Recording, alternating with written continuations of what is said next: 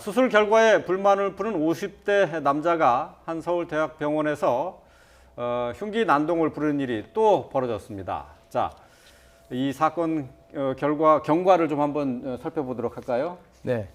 지금 이제 그 노원구에 있는 한 병원인데요. 지금 이 병원에서 지난번에 이제 있었던 그 고 임 교수 사건하고 좀 다릅니다. 네. 그런데 이제 이 정형외과 의사인데 그 정형외과 의사에게 미리 준비해둔 그 과도를 가지고 찾아가서 그 사람을 이제 찌르고 또 그 과정에서 옆에서 말리는 그 또 석고 기사가 있는데요. 네. 그분도 지금 이제 그 부상을 입었습니다. 뭐 다행히 지금 이제 목숨을 잃는 그런 일은 없었는데 지금 이제 그 외에 처음에는 이유가 잘 밝혀지지 않았었어요. 네. 경찰에서는 이유를 좀 확인을 하고 발표를 하겠다라고 했는데 추가적으로 이제 밝혀진 것은 아마 이 손목 그 뭐 수술을 받은 것 같습니다. 정형외과 같은 예, 예. 경우는. 그래서 이제 그와 관련돼 가지고 수술이 잘못됐다.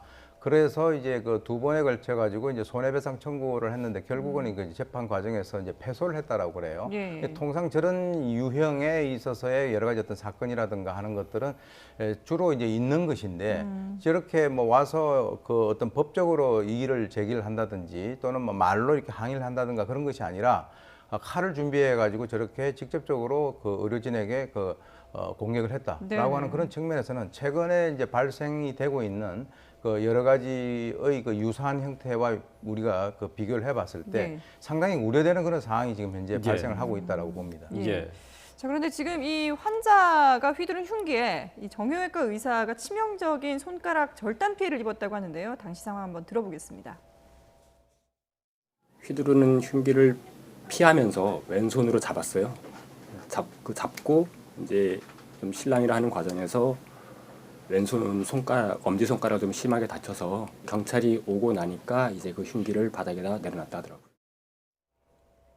예, 수술을 해야 되는 의사에게는 이 손가락 절단이라는 건 정말 그야말로 치명적이지 않겠습니까? 직업 수행에도 상당한 지장을 발생할 수 있기 때문에 차후에는 막대한 손해배상, 금까지 지급해야 되는 사건으로 보입니다. 네. 어찌됐든 진료 중에 그 진료실에 무단 침입해서 저렇게 흉기를 휘둘렀다는 점에 대해서는 재질도 굉장히 좋지 않을 뿐만 아니라 더군다나 의료진에 대한 어떤 공격 행위는 그 환자나 병원에 어떤 방문했던 그 환자들에게도 굉장히 위험성을 야기하는 행동이기 때문에 더 엄중하게 처벌을 해야 된다라고 보일 수 있고요. 네. 더군다나 사실은 뭐 본인이 어떤 수술이 잘못된 것으로 문제를 제기하고 손해배상이나 법적인 어떤 절차를 거칠 수 있음에도 불구하고 이렇게 타인에게 공격 행위를 했다는 점에서는 좀 엄중한 처벌이 필요하지 않을까 생각이 드는데 의료인의 폭행에 대해서 처벌이 강화되고 있는 추세이긴 하나 이것이 계속적으로 반복적으로 발생한다는 부분에 있어서는 좀 경각심을 가질 필요가 있습니다. 왜냐하면 진료실이라는 것, 또 병원이라는 건 아픈 사람들이 자유롭게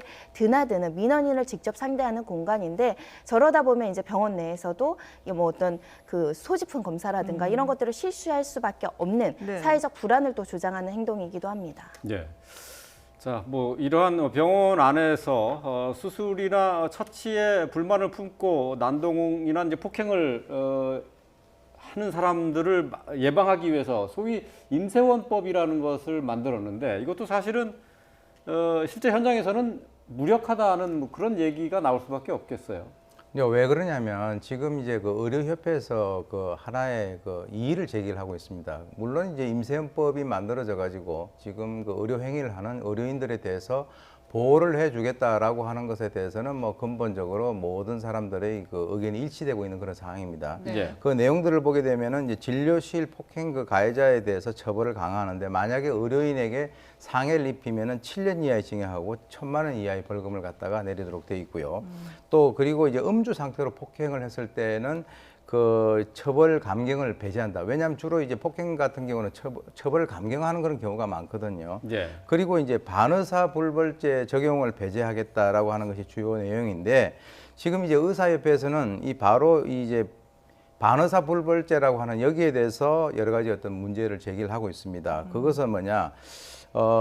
지금 가해자의 처벌을 원치 않는다라고 하는 것인데요. 예. 피해자의 의사 표시가 있으면은 범죄자를 처벌할 수 없도록 규정한 이것을 제외해달라고 하는 것이죠. 네. 예. 그러니까 이제 만약에 이것을 그대로 적용을 하게 된다면 의료인들의 입장에서는 이것이 뭔가 그 핵심적인 그 내용, 그 취약점을 가지고 있는 상태에서 이 법이 통과가 된다면 사실은 이 그 임세원법이라고 하는 이 자체가 실제로 적용을 하는 데 있어서 커다란 어떤 그 효과성을 볼 수가 없다라고 하는 그런 어떤 우려를 현재 그 의료협회에서는 그 나타내고 있는 것으로 보입니다.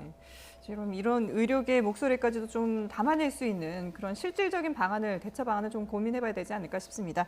네, 오늘 말씀 여기까지 듣도록 하죠. 지금까지 오윤성 순천향대 경찰행정학과 교수 그리고 손정혜 변호사와 함께했습니다. 두 분 고맙습니다.